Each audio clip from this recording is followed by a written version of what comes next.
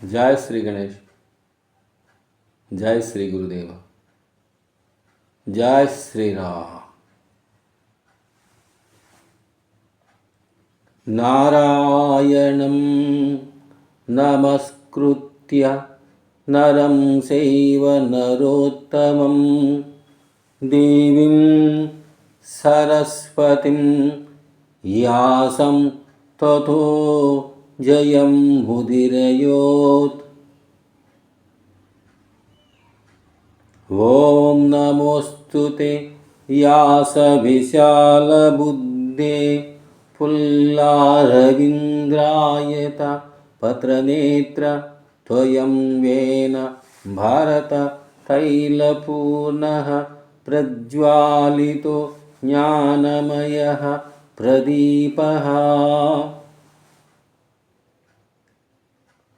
భాగవతమును సంస్కృతములో శ్రీ మహావిష్ణువు 17వ అంశ అవతారమైన శ్రీ వేదవ్యాస భగవానుడు ప్రసాదించగా తెలుగులో ఆ భాగవతమును శ్రీ పోతనామాత్యులు ప్రసాదించారు. జగద్గురు శ్రీకృష్ణ పరమాత్మ పాదశరణాలకు, వేదవ్యాస భగవాని పాదశరణాలకు, శ్రీ పోతనామాత్యుల పాదశరణాలకు సహస్ర ప్రణామములు సమర్పణమస్తు. నందవజ్రంలో యశోదమ్మ దగ్గర పెరుగుతున్న అల్లరి కృష్ణుడు యొక్క అల్లరి చేష్టలు చూసి ఆ నందవజ్రములో ఉన్న గోపికాకాంతలు యశోదమ్మ దగ్గరికి వచ్చి ఇలా అంటున్నారు: బాలురుకు పాలు లేవని బాలింతలు మొరలు వెట్టా, పక పక నగి ఆ బాలుండు అలము చేయుసు నాళకు గ్రేపులును విడిసే నంభోజాక్షి నంభోజాక్షి నంభోజాక్షి. దాని భావన: ఓ యశోదమ్మ, నీవేమో నీ కుమారుడు ముద్దుల బిడ్డడు అల్లరి కన్నయ్య చాలా మంచివాడని మురిసిపోతున్నావు. ఆ అల్లరి కన్నయ్య మా ఇళ్ళకు వచ్చి పాలు తాగి, ఏమిటయ్యా పాలు తాగావంటే, గలగల నవ్వుతూ పక్కనే ఉన్న చెట్టు ఎక్కి పక్కపక్క నవ్వసాగాడు. దానికి కారణం బాలింతలు పాలు లేవని, గోవులు సాయంకాలం ఇంటికి వచ్చిన తర్వాత దూడలను వదిలి ఆ తర్వాత బాలింత తల్లులు తన బిడ్డలకు పాలు తీసుకొనవలనని సంకల్పంతో ఉండగా, వారి సంకల్పమును భగ్నం చేసి కృష్ణుడు గోవుల దగ్గర ఉన్న దూడలకు పాలు వదిలేసి నాడు. ఇది ఎక్కడి న్యాయము? ఇలాంటి పిల్లోడిని ఎక్కడ చూడలేదమ్మా అని ఒక గోపిక అన్నది. మరి ఒక గోపిక: పడతి నీ బిడ్డడు మా ఇళ్ళలోనున్న మంచి కాగిన పాలు ఆడబడుసులకు పోసి కడవలబో కడవలబో నడిసే ఆజ్ఞ కలదో లేదో. ఆ గోపిక చెప్పిన దానికి అర్థం ఏమిటంటే, ఓ యశోదమ్మ, ఇంట్లో తల్లిదండ్రులకు క్రమశిక్షణ ఉంటే బిడ్డలకు కూడా వస్తుంది. యశోద, నీకు అసలు క్రమశిక్షణే లేదు కదమ్మా, నీ బిడ్డను అలా పెంచావా?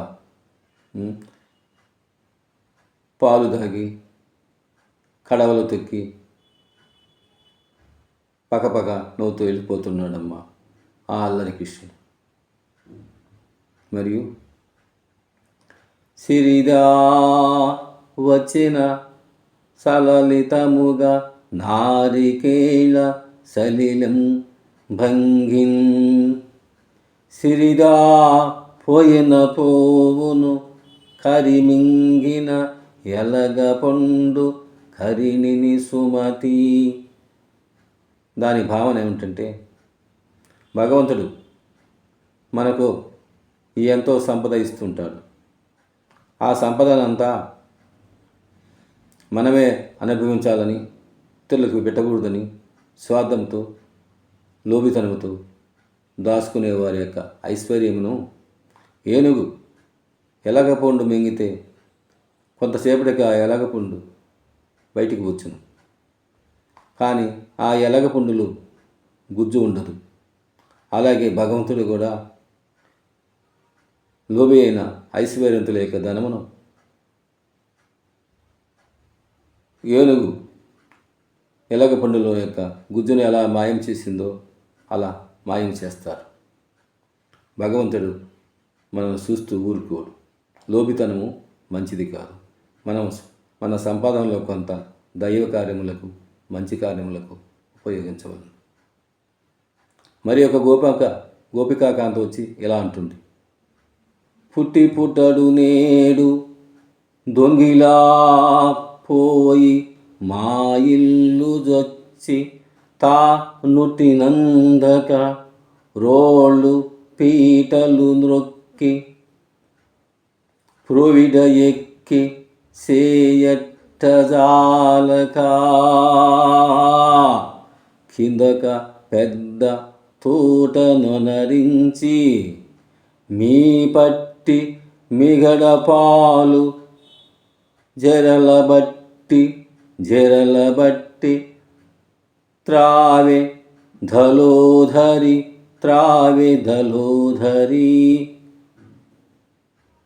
ఇంకొక గోపిక కాంత ఎలా అంటుంది,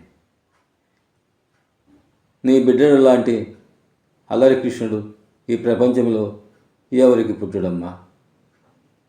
మేము బాగా పాలు కాసి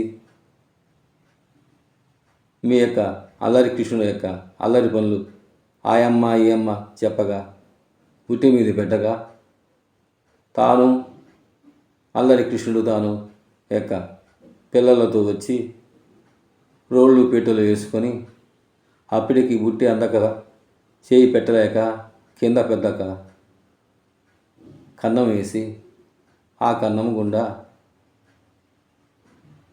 ఈ అన్న వస్తే తాగేసి వెళ్ళిపోయాడమ్మా. ఎలాంటి బిడ్డను కన్నావమ్మా? నీ యశోదమ్మ నీ కడుపు పైకి కనిపించదు, కానీ నీ యొక్క అల్లరి కృష్ణుడు యొక్క కడుపు చాలా పెద్దదమ్మా. దాని అంతరార్థం ఏమిటంటే, భగవంతుడైన శ్రీకృష్ణ పరమాత్మ ఆయన యొక్క బొజ్జలోని సకల సృష్టి నిండి ఉన్నదని. ఇంకొక గోపికాకాంత వచ్చి ఇలా అంటుంది, వారిల్లు జొచ్చి కడవల దూరంబగునేయి త్రావి తుది నా కడవల్ వారింటికి నీ సుతుండు ఇడ వారికి ఇరికిని దొడ్డ వాదయ్యే సతీ దొడ్డ వాదయ్యే సతీ. ఓ యశోదమ్మ, నీ అల్లరి కృష్ణుడు సామాన్యుడు కాదమ్మా. మా ఇంటికి వచ్చాడు. ఆ కుండలలో ఉన్న పాలు ఎన్న తన యొక్క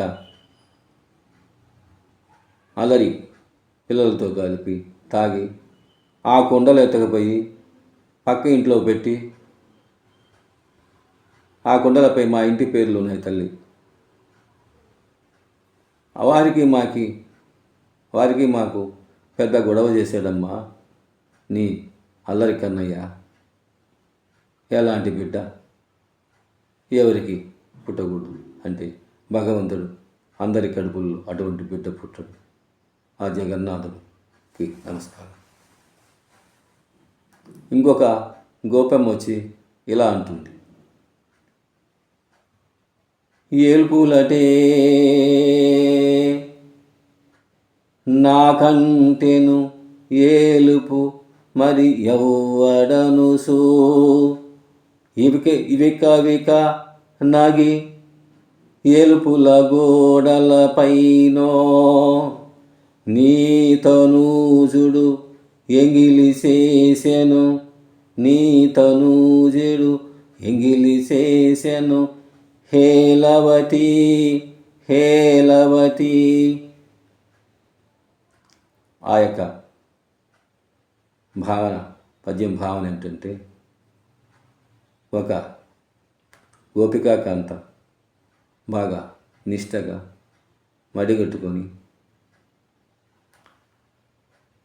భగవంతుడైన శ్రీ మహావిష్ణువుకు మరియు ఇతర దేవతలకు నైవేద్యం చక్కెర పొంగలి ఇతర పదార్థములు పెట్టగా నీ అల్లరి బిడ్డడు, నీ అల్లరి కృష్ణుడు పిల్లల దగ్గరతో వచ్చి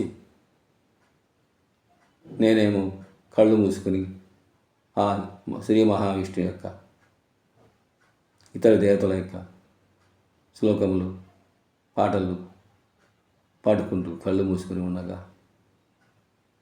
నీ కన్నయ్య, నీ ముద్దుల కృష్ణుడు, నీ అల్లరి కృష్ణుడు, నీ నందకృష్ణుడు వచ్చి ఆ చక్కెర పొంగలి ఇతర పదార్థములు ఎంగిలి చేసి పక్కపక్క వికవిక నవ్వసాగాడు. ఏంటి కృష్ణయ్య ఇంత అల్లరి, భగవంతుడికి పూజ చేసుకుంటూ నైవేద్యం పెడితే అలా ఎంగిలి చేశావు అంటే నీ అల్లరి కన్నయ్య ఇలా అంటున్నాడు, ఏమిటమ్మా నాకంటే ఏలుపులు ఎవరు, నాకంటే పెద్ద ఏలుపులు ఎవడని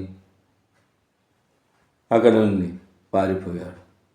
యశోదమ్మ, నీలాంటి బిడ్డడు ఈ లోకములో ఎవరికి పుట్టడు అనగా యశోదమ్మ ఈ అల్లరి కృష్ణ యొక్క అల్లరిని ఎలా అదుపు చేయాలి, కట్టడి చేయాలని భావనతో ఆలోచించుతూ ఉన్నది. ఇంతలో ఇంకొక గోపం వచ్చి ఇంకొకరు వచ్చి ఇలా అన్నారు, బలరాముడు వచ్చి అమ్మ తమ్ముడు మన్ను తిన్నాడమ్మా అని అనగా యశోదమ్మ ఆ అల్లరి కృష్ణుడిని చెవు పట్టుకొని, ఏమయ్యా కన్నయ్య, నీకు మట్టి తినాల్సిన కర్మ ఏముందయ్యా, ఇంట్లో రకరకముల పిండి పదార్థములు ఎన్న పాలు నెయ్యి అన్నీ ఉన్నాయి కదా, తినచ్చు కదా ఇలా అని అంటుంది. ఆ యొక్క నూరు దినమున యశోదమ్మ అడగగా ఆ యశోదమ్మ ఆ శని కృష్ణుడి నోట్లో ఏమేమి చూసినదని ఈసారి వీడియోలో మీకు చెప్తాను. ప్రతి ఒక్కరూ భగవంతుడైన శ్రీకృష్ణ పరమాత్మకు చెందిన భాగవతమును శ్రద్ధగా భక్తిగా చదివిన విన్న వారికి కృష్ణ పరమాత్మ అనుగ్రహం కలుగును. జై శ్రీరామ్, జై భారత్.